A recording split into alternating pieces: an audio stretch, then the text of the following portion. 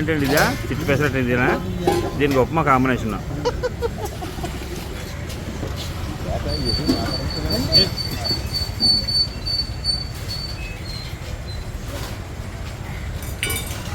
ఈ కాకినాడ మాకే తెలలేదు ఇది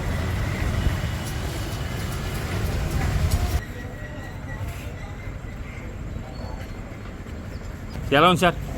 మీరు మా షాపుకి రావడం మాకు చాలా ఆనందం మా జీవితం ధన్యమైంది